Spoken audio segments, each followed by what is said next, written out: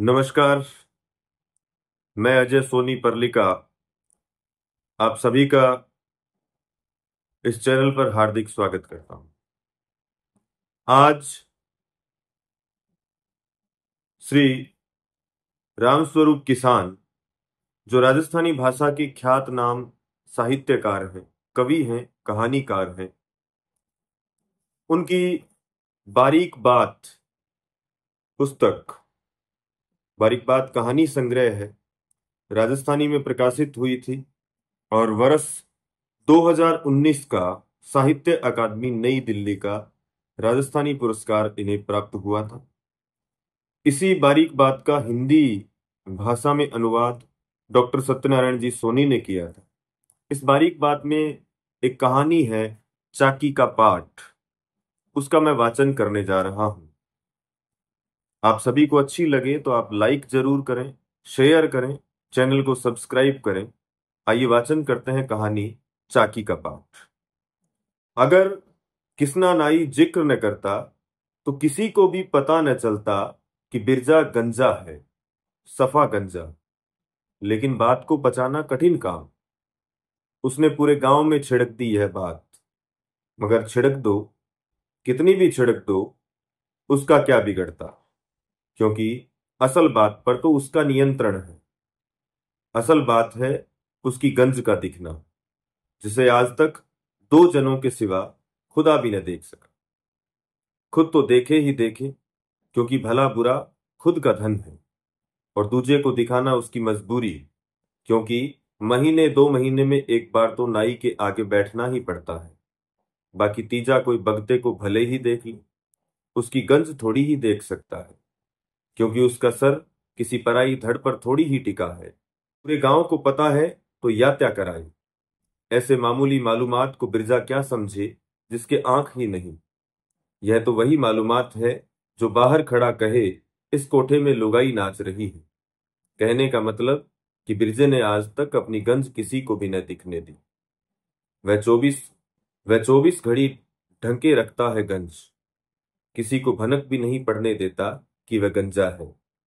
एक बात और, न टोपी न साफा, एकदम नंगे सर रहता है, तिस पर भी गंज ढकी हुई। यहां आप सवाल कर सकते हैं कि फिर ऐसा क्या जादू है उसके पास। हाँ, उसके पास जादू है, तकनीक, ध्यान व सावचेती का जादू। इसी बल पर वह 40 सालों की सनातनी गंज को छुपाता आया है, और ऐसी छुपाता आया है कि किसकी मजाल कोई उसे गंजा कहे। सलीके से कंघी किए उसके बाल किसी फिल्मी एक्टर के बालों से कम नहीं लगते। उसके खुद के बयान है कि आठों पहर उसका ध्यान फकत गंज पर ही रहता है। और कुछ दिख जाए भले ही, गंज नहीं दिखनी चाहिए। वह बहुत बार कहता है, नंगा हो सकता हूं मगर गंज नहीं उखाड़ सकता। मैं एक दफा पूछ बैठा, बिरजा भाई आप गंजे हो? सुना है सफा गंजे। मैं अपनी बात पूरी कह पाता, इससे पूर्व ही वह कांपने लगा और चेहरे पर पसीने की बूंदें झिलमिलाने लगी। उसका यह हाल देख मैं माफी के सुर में बोला, भैया मैं तो गलती से पूछ बैठा, तुम्हें ठेस लगी, मुझे माफ कर दो। माफी क्यों भला? आपने क्या जुल्म कर दिया? यह तो मेरी ही कमजोरी है कि मैं ये विषय छिड़ते ही हिल उठता हूं। तुम हिल क्यों उठते हो यार? आधी दुनिया गंजी घूम रही है। हाँ घूम रही है, और हंसते हुए घूमते हैं, उनको परवाह ही नहीं। परंतु मुझे तो क्या है, तुझे तो मेरे मन में ठुक गई। क्या ठुक गई तेरे मन में? क्या बताऊं यार, डर बैठ गया। एक संकोच बैठ गया मेरे कलेजे में, जो निकाले ही न निकलता। एक डर व्याप्त हो गया मेरे रोम रोम में, जिसका तार आठों पहर मेरी इस गंज से जुड़ा रहता हो। अब तो शायद मरने पर ही पिंड छूटेगा इस रोग से। वह आर्द्र कंठ से बोला, यह रोग पहले पहल कैसे लगा? सुनो, मैं रईस तो हमेशा से था ही। दिन में 10 बार आईना देखता, और कंघा तो मेरे हाथ में ही रहता। बालों की मांग भी न हिलने देता, और वैसे भी मेरे बाल बहुत सुंदर थे, फिल्म वालों से मेल खाते। मैं इनकी बहुत खिदमत करता। इस दौरान बालों के प्रति मेरा कुछ ज्यादा ही मोह हो गया। पर होनी के हजार हाथ, उनके पंख लग गए और एक एक कर उड़ने शुरू हुए तो उड़ते ही चले गए। इधर मेरे होश भी उड़ने शुरू हो गए और उड़ते उड़ते इतने उड़ गए कि आज मेरी यह हालत है कि अगर मुझे कोई मारना चाहे तो गोली की जरूरत नहीं, बस मेरे सर पर हाथ फिरा दे। सर पर हाथ? हाँ, तकनीक से ढकी मेरी गंज उघाड़ दो, मेरी मौत हो जाएगी। तकनीक, ध्यान व सावचेती, यह फॉर्मूला ही मेरा धन है। मैंने इस फॉर्मूले का खुलासा चाहा। वह हंसते हुए बोला, तू जिक्र मत करना यार, तुझे ही बता रहा हूं। यह राज आज तक मैंने किसी को भी नहीं बताया, तो पूछ ही बैठा तो सोचता हूं क्या इनकार करूं। मैं एक ही नाई से कटिंग करवाता हूं, और वह भी बंद कमरे में। यह तो शुक्र है कि उसने मेरी यह शर्त कबूल रखी है, नहीं तो दिन धोले कौन उठाए ऐसा कष्ट। इस शर्त का उसे खामियाजा भी भुगतना पड़ता है, क्योंकि कमरा बंद देखकर आने वाले ग्राहक वापस लौट जाते हैं। लेकिन इस घाटे की भरपाई मैं कर करा करने का गुर लेकिन इस घाटे की भरपाई मैं कर करा देता हूं। अब आगे सुनो। इस नाई का नाम है किसना। इसके पास ही है इसके पास ही है मेरी कटिंग करने का गुर। इसके पास ही है वह तकनीक जो आप पूछ रहे हो। इसी के कारण ही ढंकी जाती रही है मेरी गंज। वह दरवाजे की किवाड़ बंद कर देता है और मैं कुर्सी पर बैठ जाता हूं आईने के सामने। फिर कंगे की कुंजी से किवाड़ खोलता है मेरी गंज का। गंज का किवाड़? हाँ, मेरी गंज का किवाड़ है। एकल पल्ले का किवाड़, जिसके बल पर ही तो आठों पहर ढकी रहती है मेरी गंज। हाँ, तो किसना कंघे की कुंजी से खोलता है यह किवाड़। कहने का मतलब कि हाथ हाथ लंबी लटों से ढकी मेरी गंज उघाड़ता है। आप पूछ सकते हैं कि हाथ हाथ लंबी लट? हाँ, यही तो है तकनीक। मेरी कटिंग में उसे बालों से बेसी दिमाग काटना पड़ता है। कैंची तो फकत दो ही साइड मांगती है, गुद्दी व दाई कनपटी। माथे के साइड में तो पटके ही काग मरते हैं। मतलब बालों का भयंकर अकाल। बाकी सारा काम बुद्धि का है। कह सकते हैं कि मेरी कटिंग में बुद्धि अधिक, कैंची कम लगानी पड़ती है।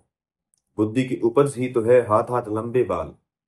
कहने का अर्थ कि बाईं तरफ की कनपटी पर खड़े हाथ हाथ लंबे बाल किसने की बुद्धि की उपज ही तो है, जिनके कैंची लगाना तो दूर की बात, उल्टे फंवारे मार मार कर पाले हैं बेचारे ने। ये बाल ही लाज रखते हैं मेरी, इनके ही दिए दिन है। मैं इनका ममनून हूं। इनके ही बल हंसता फिरता हूं गलियों में, नहीं तो कभी का ही गले में फंदा डाल लेता। बाईं कनपटी के लंबे लंबे नाग जब कुंडली मारकर मेरी गंज पर बैठते हैं तो मैं बाग बाग हो जाता हूं। इस तकनीक के कारण मेरे बालों का स्टाइल आज भी मुंबईया है। यह तकनीक केवल किसना के पास ही है। तभी तो मुझे डर लगता है कि किसना से कभी मेरी बिगड़ ना हो। ध्यान और सावचेती, ध्यान और सावचेती, मैंने पूछा। तकनीक के बाद मेरा पूरा समय ध्यान और सावचेती पर ही बीतता है। मैं तुम्हें पहले ही कह चुका हूं कि सर पर हाथ फिरा दो मर जाऊंगा। वैसे मेरा कोई जीवन नहीं है।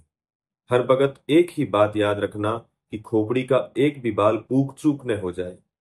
शुरू शुरू में तो मैं बार बार हाथ लगाकर संभालता था, परंतु लगातार के ध्यान से अब यह काम मेरी सुरता करने लग गई। अब मुझे हाथ के स्पर्श के बगैर ही पता लग जाता है कि कौन सा बाल किधर किधर सरक गया है, और मैं सावचेत हो जाता हूं। उस बाल को अंगुली के हल्के इशारे से सही कर देता हूं। वैसे यह काम आसान नहीं है। क्या क्या गिनाऊं? सावचेतियों की सूची बहुत लंबी है। ना मालूम क्या क्या करना पड़ता है। रखवाली नाम सूली का। सोचता हूं कि इस संघर्ष में जब 65 पार कर दिए तो अब क्या हार माननी। यह तो फजूल में ही चाकी का बाट गले में डाले फिर रहे हो यार। फेंको ना परे। परे फेंक दूं? मरना है क्या मुझे? जीना चाहता हूं यार कुछ दिन। यह तो गले में ही रहेगी भैया। एक दिन भोर वेला आंख खुलते ही मेरे कानों एक चौंकाने वाली खबर पड़ी। आज तो बिरजा नहीं रहा। मुझे अचानक करंट सा लगा। इधर उधर पूछा तो मालूम पड़ा कि रात खा पीकर चंगा भला सोया था। सुबह माचे पर ही रह गया। नींद में ही हार्ट फेल हो गया शायद। Heart fail? मैं हार्ट फेल का कारण शोधने लगा। अचानक मेरे दिमाग में बिजली सी कौंधी। सपने में किसी ने बाल तो नहीं बिगाड़ दिए होंगे बिरजे के। धन्यवाद।